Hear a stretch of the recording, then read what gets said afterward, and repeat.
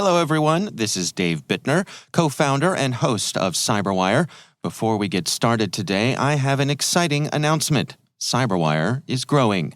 We're thrilled to announce that CyberWire and CyberVista, an industry leader in data-driven cybersecurity training, are joining forces to form parent company N2K Networks, the world's first news-to-knowledge network. One of the insights we gained about our business since we launched back in 2016 is that you aren't just listening to CyberWire to keep up on the latest news. You're listening to learn. And over time, you've told us that we become a critical part of your professional lives, a tool that helps you do your job better. That's news to knowledge, and we're excited to lean in on this idea and do more than ever before. So, CyberWire and CyberVista are coming together to connect news to knowledge. One continuous spectrum of situational awareness and learning. The union creates powerful new opportunities for professionals to keep abreast of the latest developments in their industry, climb the knowledge curve quickly, and stay ahead in a rapidly changing world. As always, you can continue to count on us at CyberWire to deliver the world-class content you rely on. It's only getting better from here. And if you're new to CyberWire, welcome. Be sure to check out our other shows and partner content. We have more than 20 different shows on our network, and there's something here for everyone. You can find them all on our website, cyberwire.com/podcasts. Thank you for being a valued member of our CyberWire community. And now, back to your regularly scheduled programming. This episode of the CyberWire is made possible in part by Pantera.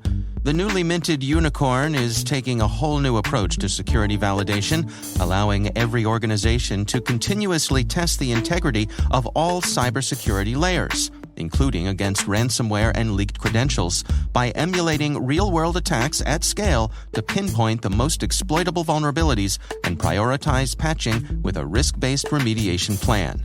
Know your risk in real time, all day, every day. Learn more at Pantera.io.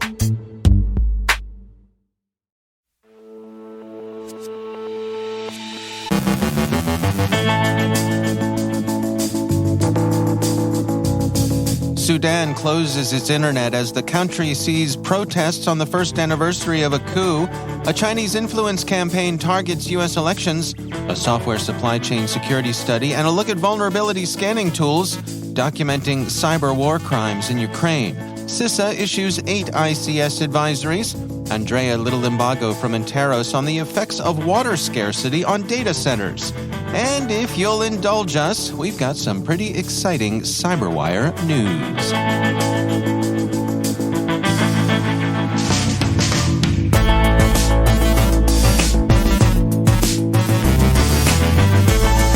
From the CyberWire studios at Data Tribe, I'm Dave Bittner with your CyberWire summary for Wednesday, October 26, 2022.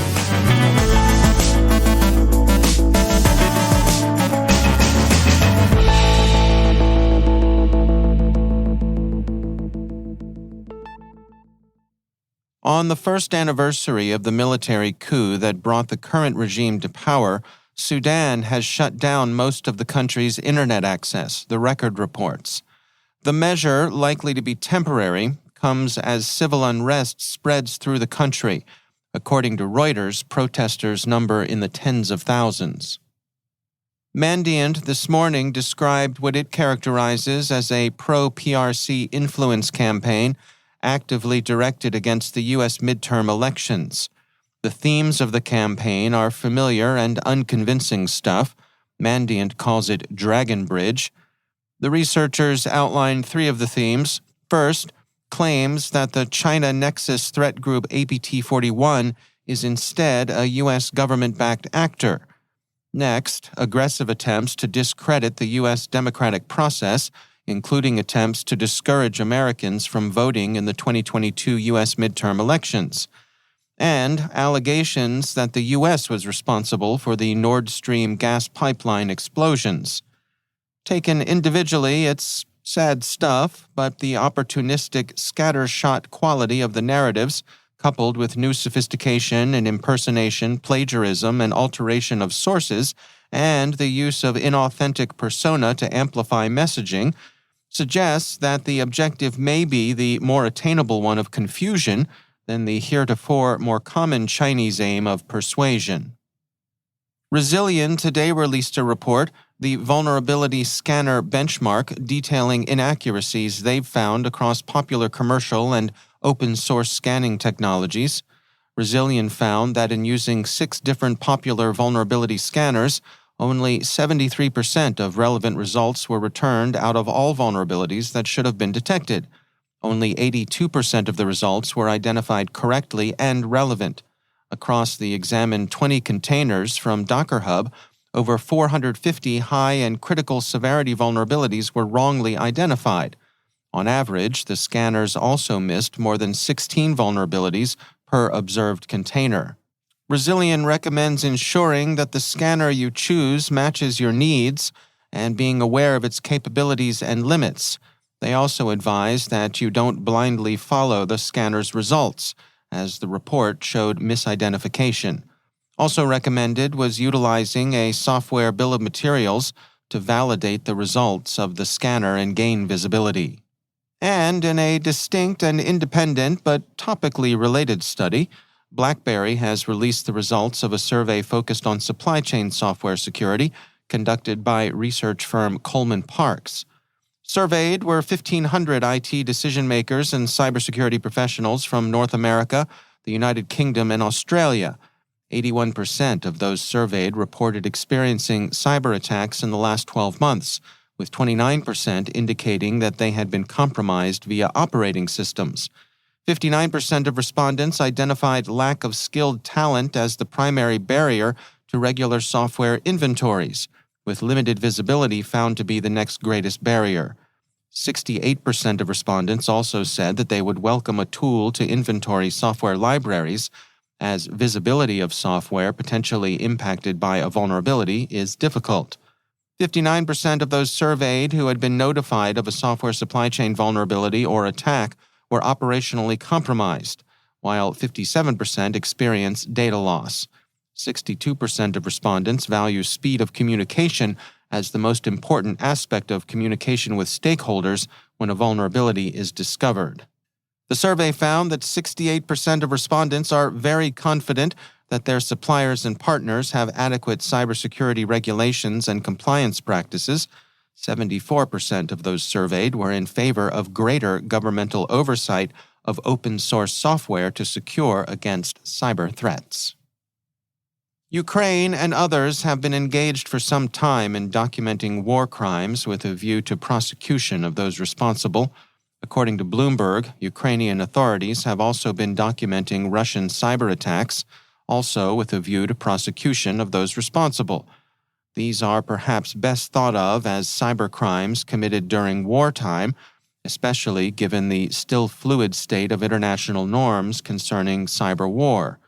Viktor Zora, Chief Digital Transformation Officer of Ukraine's Special Communications and Information Protection Service, said his government was collecting evidence of malicious cyber activity and sharing it with the International Criminal Court. Zora said, "Our intention is to bring this to justice after the war, and perhaps this will be the first prosecution of the first global cyber war and cyber crimes that were conducted with kinetic operations and war crimes in Ukraine." Finally, yesterday, the U.S. Cybersecurity and Infrastructure Security Agency issued 8 industrial control system advisories. See the details on CISA's site, and if you use the systems mentioned in dispatches, evaluate your implementations and patch as necessary.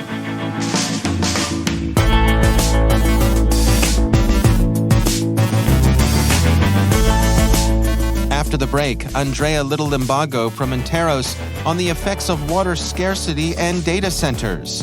And I'm joined by Peter Kilpie and Simone Petrella with some exciting news about the CyberWire and CyberVista.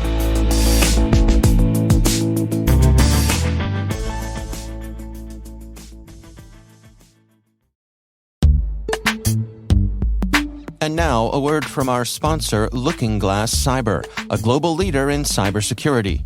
If you're struggling with answering the question, what does my organization look like from an attacker's point of view? There's some research from Gartner that can help you. According to Gartner, attack surface management involves a combination of people, processes, technologies, and services deployed to continuously discover, inventory, and manage an organization's assets.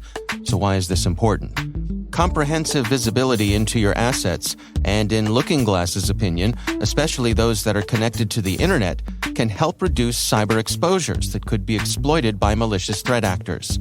With complex technological environments, including in the cloud and containers, as well as expanding supply chain and third-party vendor reliance, Gartner highlights that security and risk management leaders who are aware of their attack surface can improve their risk posture by prioritizing security hygiene and increasing its visibility.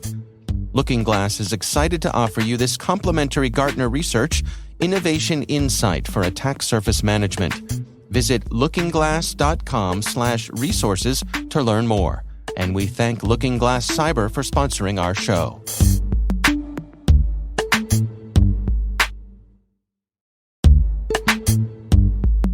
And now, a word from our sponsor, Barracuda. Right now, everyone is talking about cryptocurrency, and the cyber criminals are hiding in the conversation. Cyber criminals use social engineering loaded with urgency and fear to successfully prey on your company, your employees, and your customers. Spear phishing is just one of 13 types of email threats. Barracuda has identified these 13 types and shows you how you can protect your company, your customers, and your reputation. Find out about the 13 email threat types and Barracuda email protection. Get your free ebook at barracuda.com/cyberwire. And we thank Barracuda for sponsoring our show.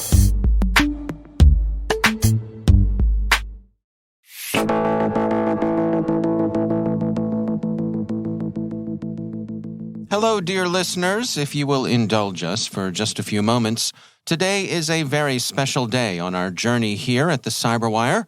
We are excited to announce a merger with CyberVista, a cyber learning and education company that I'm sure many of you know well as the formation of a new parent company called N2K Networks. Joining us to explain how this came to pass and what it means for all of us are Peter Kilpie and Simone Petrella. Peter, Simone, welcome. Hey, Dave. Hey. Let me start with you, Peter. So can you take us through the journey here? This started with looking to do an A round of fundraising and led us in a little bit of a different direction, right? It did, yeah. Thanks, Dave. First of all, it's really exciting to be on this side of the microphone. In 6 years of working for the CyberWire, I haven't had this chance to actually sit here with you and talk, so this is a lot of fun. Yeah. I actually remember the day when you first came to my office and you were looking at our newsletter and said, hey, Peter, this would make a great podcast. Right. And here we are, 25 shows later, lots of newsletters, attracting some of the most influential people in cybersecurity. It's a really exciting time. The growth we've had over the years turned us into a profitable company, but we thought we had a lot more to offer, so we wanted to grow. We ended up starting that A-round process, like you said, and one of the A-listers that we were looking at for this round was a company called Graham Holdings. They have been part of the journeys of many of the most iconic companies in audio, in media, and in education. And we had a great conversation with them, and they were interested to invest in us. And they went back to their group to think about what they wanted to do, came back to me and said, hey, we want to do this with you, but we have this other idea. And they ended up introducing me to Simone and sharing what her company did. I think what Graham saw was a path that we knew we were already on, which is news to knowledge. I think we started to realize early on as a company that people weren't just listening to the CyberWire for that situational awareness or to stay up on the news, but they were listening to learn. You know firsthand that people are coming to us all the time saying, oh, you helped me get that job, or, oh, I learned a lot about this new topic the other day, or I'm transitioning to cyber and you really helped me. Even some of the icons of our industry literally use us to help them do their jobs better. And they could see, Ram saw that we were on that path and introduced me to Simone, like I said, and we ended up having a really great 6-hour deep dive conversation and thought that this was going to work. Well, let me get your perspective, Simone. I mean, you are there minding your own business, running CyberVista, a very successful company in its own right. You were not out and about shopping for merger opportunities. So how did this present itself to you?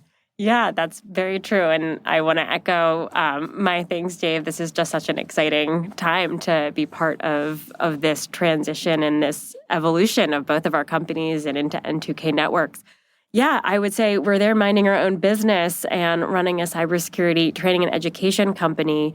But one thing that we had always talked about in CyberVista's history was the challenge of bridging the gap between what do you do when you work with a company to train a workforce, upskill them into the role.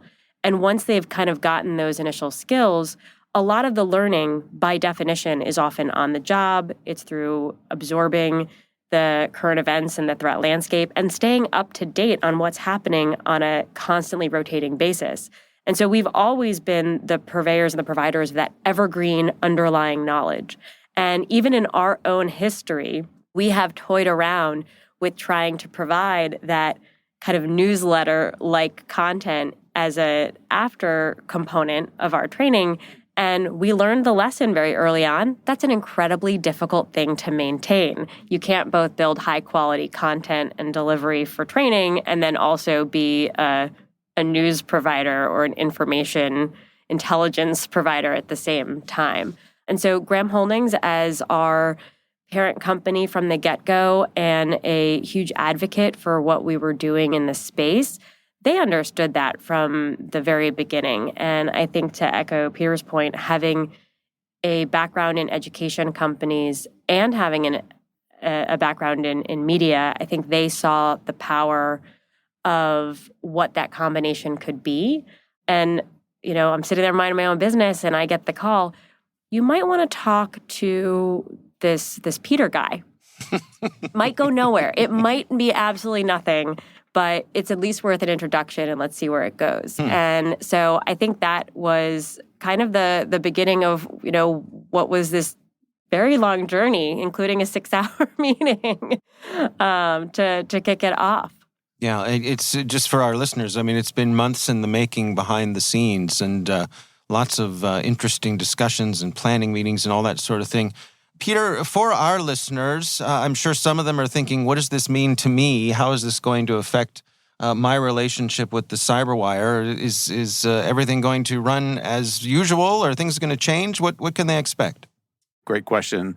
I think the listeners and people who are users of the CyberWire today and CyberVista are going to get a whole lot more of what they're used to. This opportunity gives us the ability to invest in the CyberWire, to grow it, to invest in the learning tools and technologies that Simone's team is building. Good way to look at it is Simone, as she takes the reins at the CyberWire, she's going to be going deep into cyber. She has an incredible background. She knows this industry, not only from a workforce perspective, but from an intelligence perspective, from a technical perspective. She's going to go deep, and we're going to make the CyberWire stronger than it ever has been before. That the CyberWire brand will always be there. But we're also going to go long, and that's going to be my job, helping invest in the tools and technologies that will help take us into new markets, into new places, and deliver the kinds of content that we're going to need for the future. Simone, what are you excited about? What are you looking forward to? I am so excited to get to think about creatively ways that we can invest in technology and our products in a way that augment each other. And we've had so many conversations over the last few months around, once we hit the ground running, what can we do when we think about providing just-in-time knowledge with education? How do you start to combine audio elements with video and hands-on? So I think there's an entire spectrum of modalities that we can really get creative with and innovate on that will really change the way people consume content, at least today in the cybersecurity industry. I think we can bring it up to par with the way people are consuming and learning in a lot of other areas today.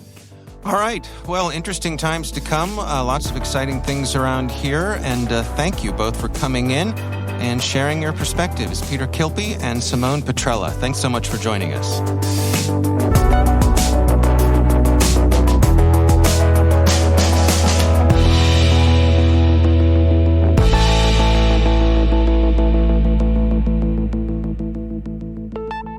And I'm pleased to welcome back to the show Andrea Little Limbago. She is Senior Vice President for Research and Analysis at Interos.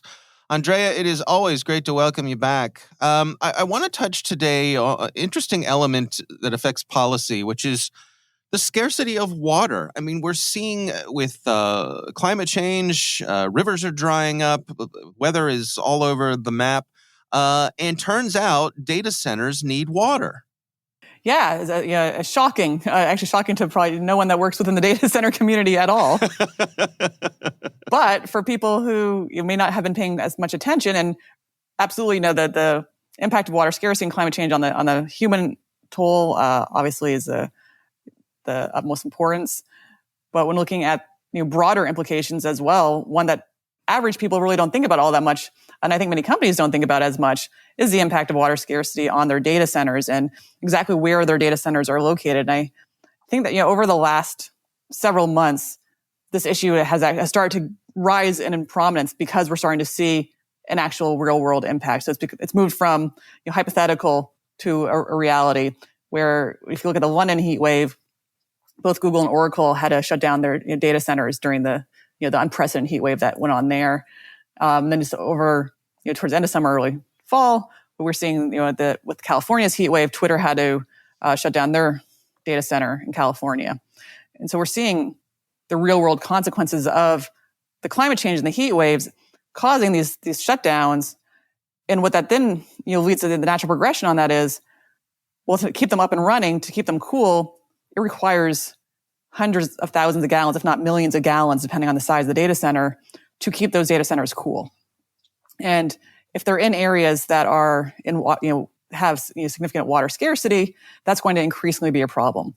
If they're in areas that are increasingly prone to these kind of heat waves and have water scarcity, that's just a perfect storm for really causing enormous disruptions across the global economy. And that data centers across the globe really are the backbone of the digital economy. And so it's one of those things that isn't just going to impact a company here and there. It's going to increasingly impact a broader range of companies across the globe. And so what are the considerations here as organizations decide where to put their data centers? I mean, are they thinking we should put our new data centers somewhere where it's cold? I think that those are the conversations that I think that are starting to happen now. And perhaps more of the forward-looking organizations have already been thinking about this a little bit. But what we can see, we just did an analysis just overlaying where data centers were in areas that are really at extreme risk of water scarcity over the next decade or so. And at least 15% are in high to moderate risk right now across the globe. And that's a pretty substantial amount in extremely risky areas. And as companies start thinking about the impact of climate change, really for the most part, they look at where the supply chain is. Are there major companies in those areas that might be hit by hurricanes or forest fires or flooding? One of the areas that may not be getting as much reflection are where are their data centers, and are their data centers going to be especially prone to these kind of activities? And so that's the kind of consideration that leadership across government and private sector need to really start thinking about, is where is their data? Where is it being stored? The data centers, cloud infrastructures provide so much technological innovation. At the same time, it also can be a vulnerability if it's in these areas that are at really extreme risk. So they just need to really start thinking about this as part of their broader strategy for their global footprint. And how much of this comes down to unexpected change? I mean, in other words, if I'm building a data center in Dubai, I know it's going to be hot, and I've built it to handle that from the outset. But it seems to me like some of what's going on here, like you say, in England, they weren't expecting. You have unprecedented heat waves, and so they weren't engineered for this. The data centers weren't built to take this kind of heat. Right. And, we're still seeing data centers popping up in Arizona, for instance, and, relatively new ones. And which makes me think that it still isn't as much of a consideration. It's, it becomes areas where, similar to everything, are there good tax breaks? Are is the government providing the labor and resources and whatever other kind of carrots to help incentivize a company to go there? Maybe if you have solar and wind power, then that offsets the need for it to be cooler. Right, and that would be nice, but I haven't seen much of that kind of discussion going on. It still really is, getting to still moving to some areas that really are not looking like they'll be great providers of water in the foreseeable future. So I think it's the risk calculus is still looking very short term versus medium to long term. And what we're seeing, though, as I think this year has been unfortunately indicative of it, is that these changes that we thought were farther down the road are starting to come now, and so what is considered far term is really becoming near and medium term, but are still treated as far away.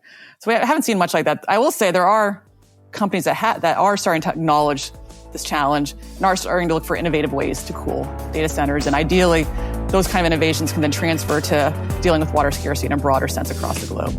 There are some new research innovations starting to help start to emerge to address this problem. All right. Well, interesting stuff. Andrea Little Limbago, thanks for joining us.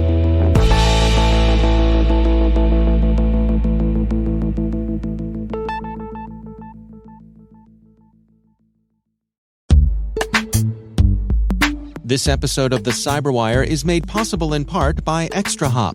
It's becoming clear that today's attacks can't be prevented, but they can be stopped. Modern cyber attackers have already made it inside your network, but you have the upper hand. Find and eradicate threats with ExtraHop network detection and response and shut them out before real damage is done. Learn the advanced techniques attackers are using and how ExtraHop stops them with a live attack simulation. Visit extrahop.com/cyberwire. That's extrahop.com/cyberwire.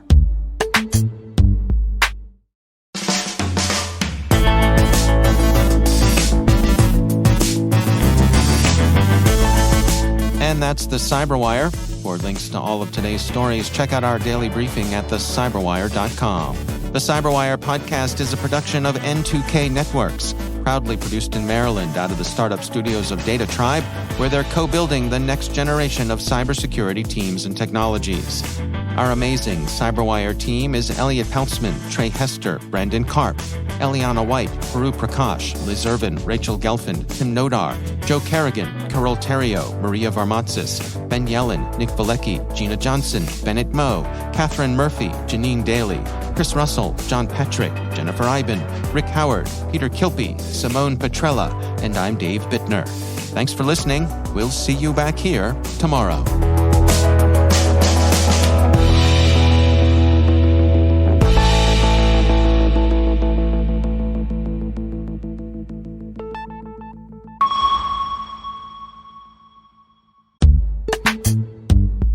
This episode of the CyberWire is made possible in part by Collide. Collide is an endpoint security solution that uses the most powerful untapped resource in IT, end users.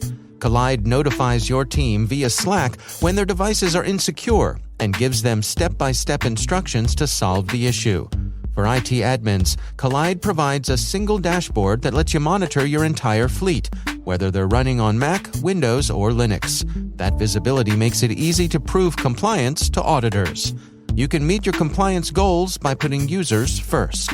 Visit collide.com/cyberwire daily to find out how.